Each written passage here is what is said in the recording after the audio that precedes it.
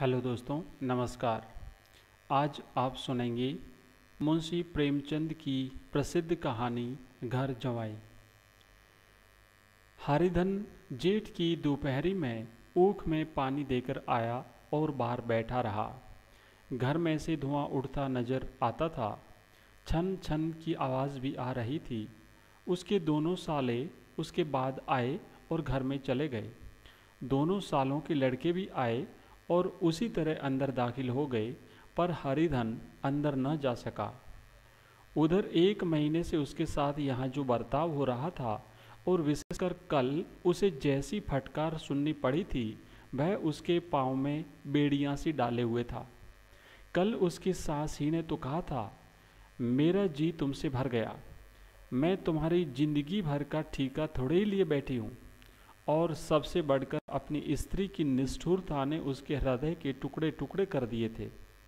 वह बैठी ये फटकार सुनती रही, पर एक बार तो उसके मुंह से न निकला, अम्मा तुम क्यों इनका अपमान कर रही हो। बैठी गटगट सुनती रही। शायद मेरी दुर्गति पर खुश हो रही थी। इस घर में वह कैसे जिए? क्या फिर वही गालियां खाने, वही फटकार सुनने के लिए? और आज इस घर में जीवन के 10 साल गुजर जाने पर यह हाल हो रहा है। मैं किसी से कम काम करता हूँ? दोनों साले मीठी नींद सो रहते हैं और मैं बैलों को सानी पानी देता हूँ, छांटी काटता हूँ।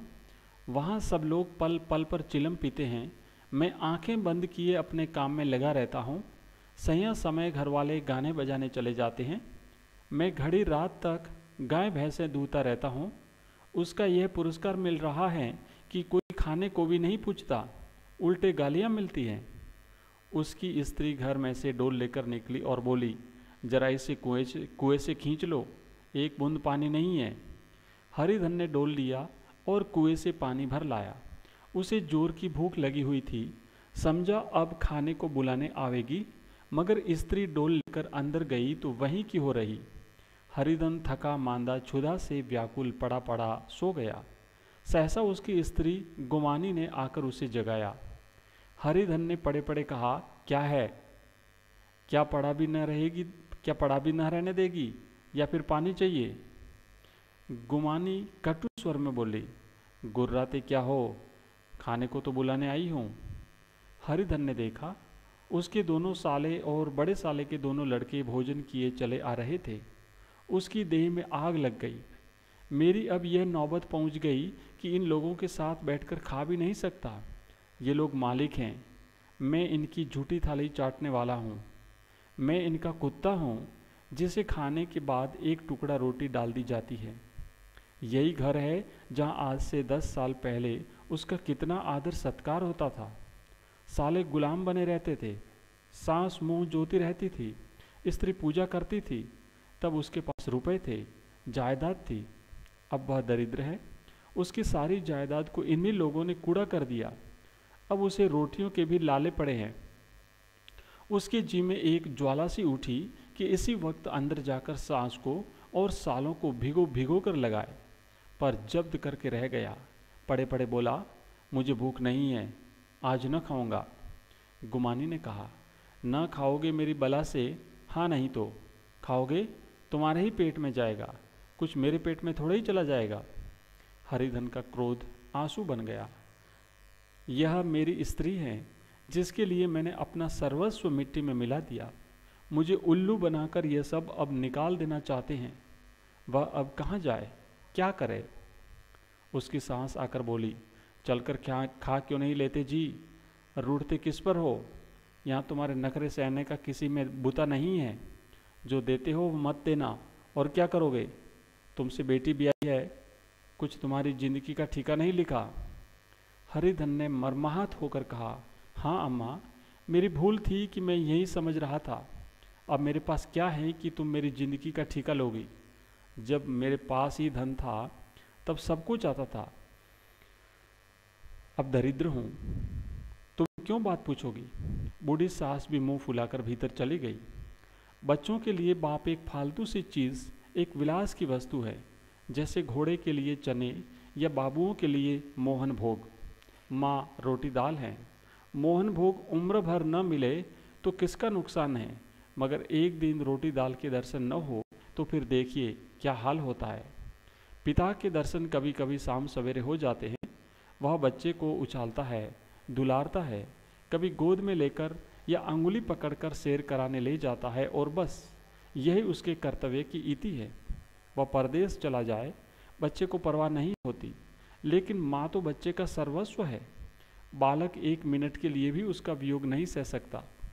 पिता कोई हो उसे परवाह नहीं, केवल एक उछलने कूदने वाला आदमी होना चाहिए, लेकिन माता तो अपनी ही होनी चाहिए। 16 आने अपनी, वही रूप, वही रंग, वही प्यार, वही सब कुछ। वह अगर नहीं है तो बालक के जीवन का स्रोत मानो सूख जाता है।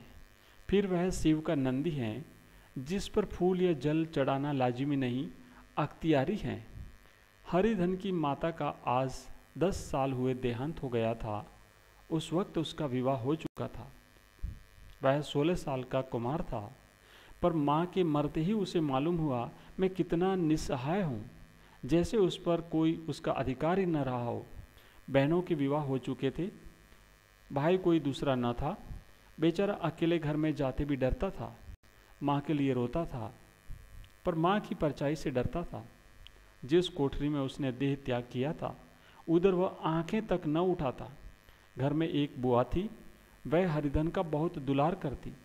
हरिधन को अब दूध ज़्यादा मिलता, काम भी कम करना पड़ता। बुआ बार बार पूछती, बेटा कुछ खाओगे? बाप भी अब उसे ज़्यादा प्यार करता। उसके लिए अलग एक गाय मंगवा दी। कभी कभी उसे कुछ पैसे दे देता कि जैसे चाहे खर्च करे, पर इन मरहमों से वह घाव न पूरा होता था जिसने उसकी आत्मा को आहत कर दिया था। यह दुलार और प्यार उसे बार बार माँ की याद दिलाता। माँ की घुड़कियों में जो मज़ा था वह क्या इस दुलार में था? माँ से मांगकर, लड़कर, ठुनक कर, रूठ कर लेने में जो आनंद था वह क्या इस भिक्षादान में था?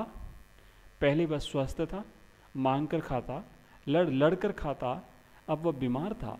अच्छे से अच्छे पदार्थ उसे दिए जाते थे, पर भूख न थी। साल भर तक वह इस दशा में रहा। फिर दुनिया बदल गई। एक नई स्त्री, जिसे लोग उसकी माता कहते थे, उसके घर में आई और देखते देखते एक काली घटा की तरह उसके संकुचित भूमंडल पर छा गई। सारी हरियाली, सारे प्रकाश पर अंधकार का पर्दा पड़ गया।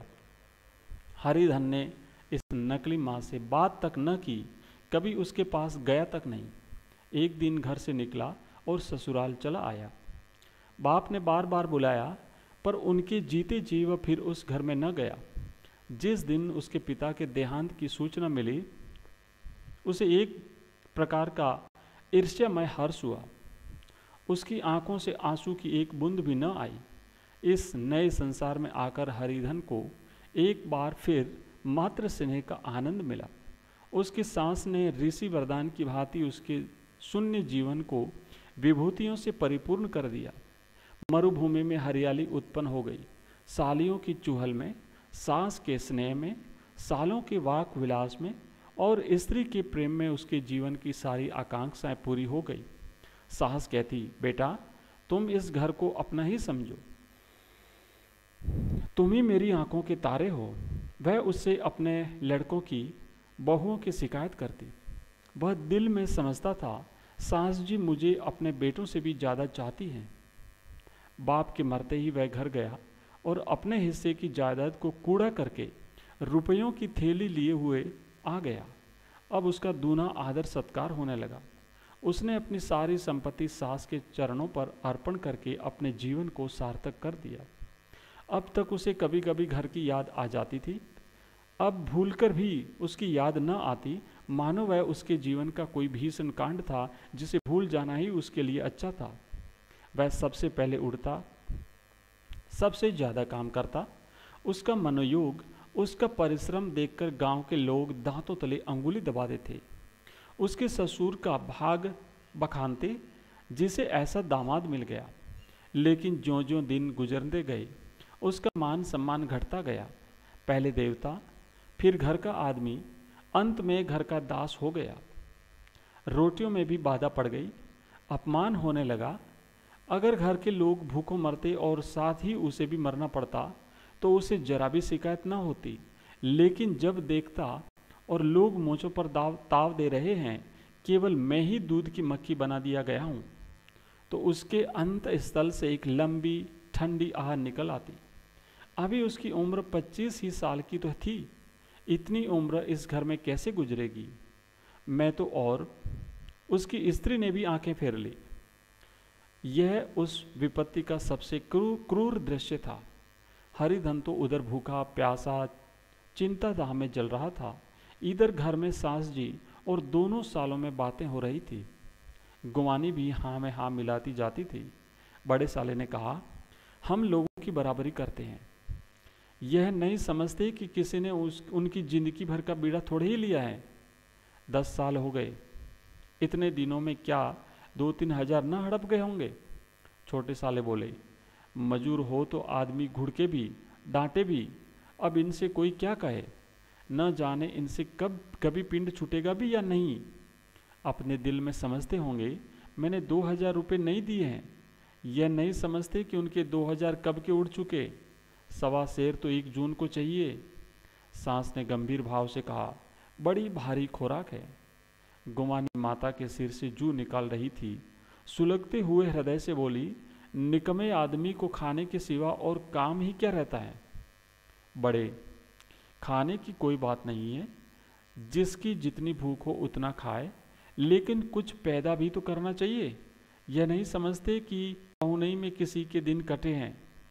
छोटे साले, मैं तो 1 दिन कह दूंगा, अब अपनी राह लीजिए, आपका कर्जा नहीं खाया है। गुमानी घर वालों की ऐसी ऐसी बातें सुनकर अपने पति से द्वेष करने लगी थी। अगर वह बाहर से 4 पैसे लाता तो इस घर में उसका कितना मान सम्मान होता, वह भी रानी बनकर रहती। न जाने क्यों कहीं बाहर जाकर कमाते उसकी नानी मरती हैं। गुमानी की मनोवृत्तियां अभी तक बिल्कुल बालपन की सी थी। उसका अपना कोई घर न था, उसी घर का हित अहित उसके लिए भी प्रधान था। वह भी 19 शब्दों में विचार करती, इस समस्या को उन्हीं आंखों से देखती जैसे उसके घर वाले देखते थे। सच तो 2000 रुपये में क्या किसी को मोल ले लेंगे? 10 साल में 2000 होते ही क्या हैं? 200 ही तो साल भर हुए। क्या 2 आदमी साल भर में 200 भी न खाएंगे? फिर कपड़े लत्ते दूध घी सभी कुछ तो हैं। 10 साल हो गए, एक पीतल का छल्ला नहीं बना। घर से निकलते तो जैसे इनके प्राण निकलते हैं। जानते हैं जैसे पहले पूजा होती थी वैसे ही जन्म भर होती रहेगी। ये नहीं सोचती कि पहले और बात थी, अब और बात है। बहू तो पहले ससुराल आती हैं तो उसका कितना मातम होता है। उसके डोली से उतरते ही बाजे बजते हैं। गांव मोहल्ले की औरतें उसका मुंह देखने आती हैं और रुपए देती हैं। महीनों उसे घर भर से अच्छा खाने को मिलता है, अच्छा पहनने को। कोई काम नहीं लिया जाता, लेकिन 6 महीनों के बाद कोई उसकी बात भी नहीं पूछता।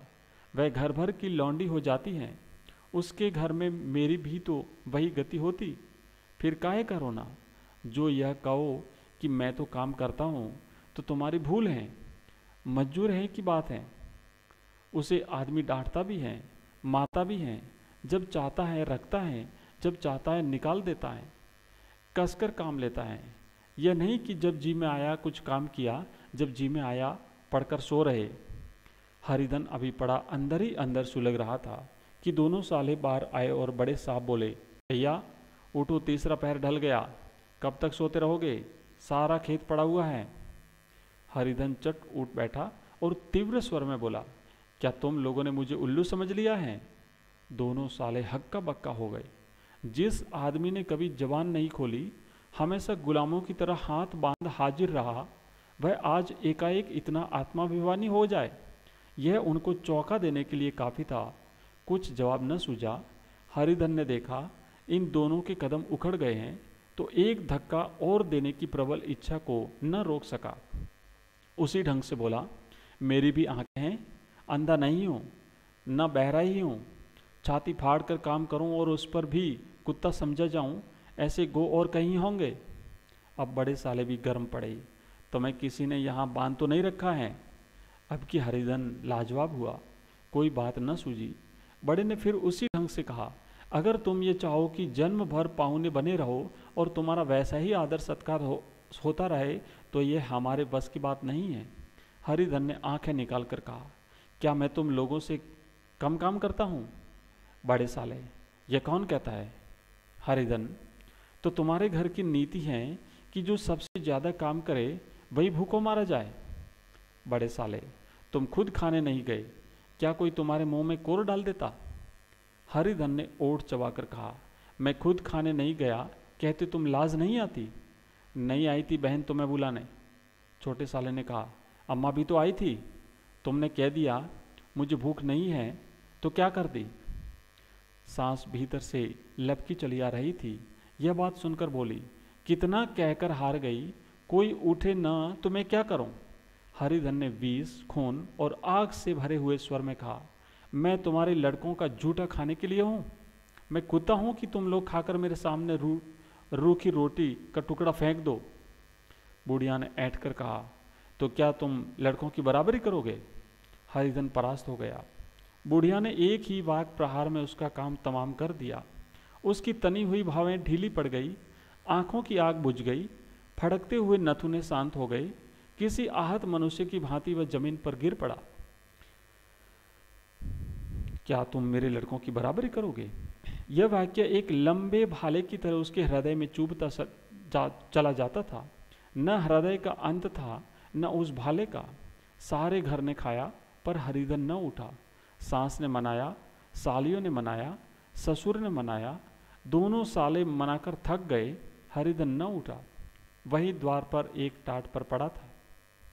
उसे उठाकर सबसे अलग कुएं पर ले गया और जगत पर बिछाकर पड़ा रहा। रात भीग चुकी थी। अनंत प्रकाश में उज्जवल तारे बालकों की भांति क्रीड़ा कर रहे थे।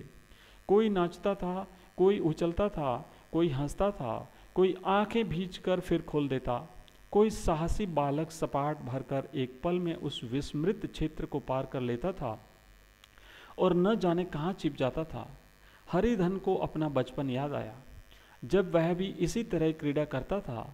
उसकी बाल स्मृतियाँ उन्हीं चमकीले तारों की भांति प्रज्वलित हो गई। वह अपना छोटा सा घर, वह आम के बाग जहाँ वह कैरियाँ चुना करता था, वह मैदान जहाँ वह कबड्डी खेला करता था, सब उसे याद आने लगे। फिर अपनी स्नेहमयी माता की सदैव मूर्ति उसके सामने खड़ी हो गई। उन आँखों में कितनी करुणा थी, कितनी दया थी। उसे ऐसा जान पड़ा मानो माता आंखों में आंसू भरे उसे छाती से लगा लेने के लिए हाथ फैलाए उसकी ओर चली आ रही हैं। वह उस मधुर भावना में अपने को भूल गया। ऐसा जान पड़ा मानो माता ने उसे छाती से लगा लिया है और उसके सिर पर हाथ फेर रही है। वह रोने लगा, फूट फूट कर रोने लगा। उसी आत्मसम्मोहित दशा में उसके मुंह से यह शब्द निकला, अम्मा तुमने मुझे इतना भुला दिया। देखो तुम्हारे प्यारे लाल की क्या दशा हो रही है। कोई उसे पानी भी तो नहीं पूछता। क्या जहाँ तुम हो वहाँ मेरे लिए जगह नहीं है? सहसा गुमानी ने आकर पुकारा, क्या सो गए तुम? नौज किसी को ऐसी राक्षसी नींद आए? चलकर खा क्यों नहीं लेते? कब तक कोई तुम्हारे लिए बैठा रहे? हरिधन उस कल्पना जगत से क्रूर प्रत्यक्ष में आ गया। वहीं कुएं की जगत थी, वहीं फटा हुआ टाट और गुमानी सामने खड़ी कह रही थी, कब तक कोई तुम्हारे लिए बैठा रहे? हरिधन उठ बैठा और मानो तलवार म्यान से निकाल कर बोला, भला तुम्हें मेरी सूद तो आई? मैंने तो कह दिया था मुझे भूख नहीं है। गुमानी, तो के दिन न खाओगे? अब इस घर का पानी भी न पीऊंगा। तुझे मेरे साथ चलना है या नहीं? दृढ़ संकल्प से भरे हुए इन शब्दों को सुनकर गुमानी सहम उठी, बोली, कहाँ जा रहे हो? हरिधन ने मानो नशे में कहा, तुझे इससे क्या मतलब? मेरे साथ चलेगी या नहीं? फिर पीछे से न कहना मुझसे कहा नहीं। गुमानी आपत्ति के भाव से बोली, तुम बताते क्यों नहीं? कहाँ जा रहे हो? तो मेरे साथ चलेगी या नहीं? जब तक तुम बता न दोगे मैं नहीं जाऊंगी। तो मालूम हो गया तू नहीं जाना चाहती। मुझे इतना ही पूछना था, नहीं अब तक मैं आधी रात दूर निकल गया होता। यह कहकर वह उठा और अपने घर की ओर चला। गुमानी पुकारती रही, सुन लो सुन लो, पर उसने पीछे फिर कर भी न देखा। 30 मील की मंजिल हरिधन ने 5 घंटों में तय की। जब वह अपने गांव की अमराइयों के सामने पहुंचा तो उसकी मातृभावना उषा की सुनहरी गोद में खेल रही थी। उन वृक्षों को देखकर उसका विध्वल हृदय नाचने लगा। मंदिर का वह सुनहरा कलश देखकर वह इस तरह दौड़ा मानो एक छलांग में उसके ऊपर जा पहुंचेगा। वह वेग में दौड़ा जा रहा था मानो उसकी माता गोद फैलाए उसे बुला रही हो। जब वह आमों के बाग में पहुंचा, जहां डालियों पर बैठकर वह हाथी की सवारी का आनंद पाता था, जहां की कच्ची बेरों और लिसड़ों में एक स्वर्गीय स्वाद था, तो वह बैठ गया और भूमि पर सिर झुकाकर रोने लगा, मानो अपनी माता को अपनी विपत्ति कथा सुना रहा हो। वहाँ की वायु में, वहाँ के प्रकाश में मानो उसकी विराट रूपिणी माता व्याप्त हो रही थी। वहाँ की अंगुल अंगुल भूमि माता के पद चिन्हों से पवित्र थी। माता के स्नेह में डूबे हुए शब्द अभी तक मानो आकाश में गूंज रहे थे। इस वायु और इस आकाश में न जाने कौन सी संजीवनी थी जिसने उसके शोकार्त हृदय को बालुत्साह से भर दिया। वह एक पेड़ पर चढ़ गया और आर से आम तोड़ तोड़ कर खाने लगा। सांस के वह कठोर शब्द, स्त्री का वह निष्ठुर आघात, वह सारा अपमान वह भूल गया। उसके पांव फूल गए थे, तलवों में जलन हो रही थी, पर इस आनंद में उसे किसी बात का ध्यान न था। सहसा रखवाले ने पुकारा, वह कौन ऊपर चढ़ा हुआ है रे? उतर अभी, नहीं तो ऐसा पत्थर खींचकर मारूंगा कि वहीं ठंडे हो जाओगे। उसने कई गालियां भी दी। इस फटकार और इन गालियों में इस समय हरिधन को अलौकिक आनंद मिल रहा था। वह डालियों में चिप गया, कई आम काट काट कर नीचे गिराए और जोर से ठट्टा मारकर हंसा। ऐसी उल्लास से भरी हुई हंसी उसने बहुत दिन से न हंसी थी। रखवाले को इस हंसी परिचित से मालूम हुई, मगर हरिधन यहाँ कहाँ? वह तो ससुराल की रोटियां तोड़ रहा है। कैसा हंसोड़ था, कितना चिबिल्ला! न जाने बेचारे का क्या हाल हुआ। पेड़ की डाल से तालाब में कूद पड़ता था। अब गांव में ऐसा कौन है? डांट कर बोला, वहां बैठे बैठे हंसोगे तो आकर सारी हंसी निकाल दूंगा, नहीं सीधे से उतर आओ। वह गालियां देते जा रहा था कि एक गुठली आकर उसके सिर पर लगी। सिर सहलाता हुआ बोला, ये कौन शैतान है? नहीं मानता? ठहर तो, मैं आकर तेरी खबर लेता हूँ। उसने अपनी लकड़ी नीचे रख दी और बंदरों की तरह चटपट ऊपर चढ़ गया। देखा तो हरिधन बैठा मुस्कुरा रहा था। चकित होकर बोला, अरे हरिधन, तुम यहाँ कब आए? इस पेड़ पर कब से बैठे हो? दोनों बचपन सखा वहीं गले मिले। यहाँ कब आए? चलो घर चलो भले आदमी, क्या वहाँ आम भी मैसर न होते थे? हरिधन ने मुस्कुरा कर कहा, मगरू, इन आमों में जो स्वाद है वह और कहीं के आमों में नहीं है। गांव का क्या रंग ढंग है। मगरू, सब चैन चान है भैया। तुमने तो जैसे नाता ही तोड़ लिया। इस तरह कोई अपना गांव घर छोड़ देता है? जब से तुम्हारे दादा मरे सारी गिरस्ती चौपट हो गई। 2 छोटे छोटे लड़के हैं, उनके किए क्या होता है? हरिधन, मुझे अब उस गिरस्ती से क्या वास्ता है भाई? मैं तो अपना ले दे चुका। मजूरी तो मिलेगी ना? तुम्हारी गैया मैं ही चरा दिया करूँगा, मुझे खाने को दे देना। मगरू ने अविश्वास के भाव से कहा, अरे भैया कैसी बात करते हो? तुम्हारे लिए जान तक हाजिर है। क्या ससुराल में अब न रहोगे? कोई चिंता नहीं, पहले तो तुम्हारा घर ही है, उसे संभालो। छोटे छोटे बच्चे हैं, उनको पालो। तुम नई अम्मा से नाक डरते थे, बड़ी सीधी हैं बेचारी। बस अपनी माँ ही समझो, तुम्हें पाकर तो निहाल हो जाएगी। अच्छा, घरवाली को भी तो लाओगे? हरिधन, उसका अब मुँह न देखूंगा, मेरे लिए वह मर गई। मगरू, तो दूसरी से गई हो जाएगी। अब की ऐसी मेहरिया ला दूंगा कि उसके पैर धो धो कर पियोगे, लेकिन कहीं पहली भी आ गई तो? हरिधन, वह न आएगी। हरिधन अपने घर पहुंचा तो दोनों भाई भैया आए कहकर भीतर दौड़े और माँ को खबर दी। उस घर में कदम रखते ही हरिधन को ऐसी शांत महिमा का अनुभव हुआ मानो वह अपनी माँ की गोद में बैठा हुआ है। इतने दिनों ठोकरें खाने से उसका हृदय कोमल हो गया था। जहाँ पहले अभिमान था, आग्रह था, हैकड़ी थी, वहाँ अब निराशा थी, पराजय थी और याचना थी। बीमारी का जोर कम हो चला था। अब उस पर मामूली दवा भी असर कर सकती थी। किले की दीवारें छीद चुकी थी, अब उसमें घुस जाना असह्य न था। वही घर जिससे वह एक दिन विरक्त हो गया था, अब गोद फैलाए उसे आश्रय देने को तैयार था। हरिधन का निरवलंबन मन यह आश्रय पाकर मानो तृप्त हो गया। शाम को विमाता ने कहा, बेटा तुम घर आ गए, हमारे धनबाग। अब इन बच्चों को पालो। माँ का नाता न सही, बाप का नाता तो है ही। मुझे एक रोटी दे देना, खाकर एक कोने में पड़ी रहूँगी। तुम्हारी अम्मा से मेरा बहन का नाता है, उस नाते से भी तो तुम मेरे लड़के होते हो। हरिधन की मात्र विहल आंखों को विमाता के रूप में अपनी माता के दर्शन हुए। घर के एक एक कोने में मात्र स्मृतियों की छटा चांदनी की भांति चिटकी हुई थी। विमाता का प्रौढ़ मुखमंडल भी उसी छटा से रंजित था। दूसरे दिन हरिधन फिर कंधे पर हल रखकर खेत को चला। उसके मुख पर उल्लास था और आंखों में गर्व। वह अब किसी का आश्रित नहीं, आश्रयदाता था। किसी के द्वार का भिक्षुक नहीं, घर का रक्षक था। एक दिन उसने सुना गुमानी ने दूसरा घर कर लिया है। माँ से बोला, तुमने सुना काकी, गुमानी ने घर कर लिया। काकी ने कहा, घर क्या कर लेगी, ठट्टा है।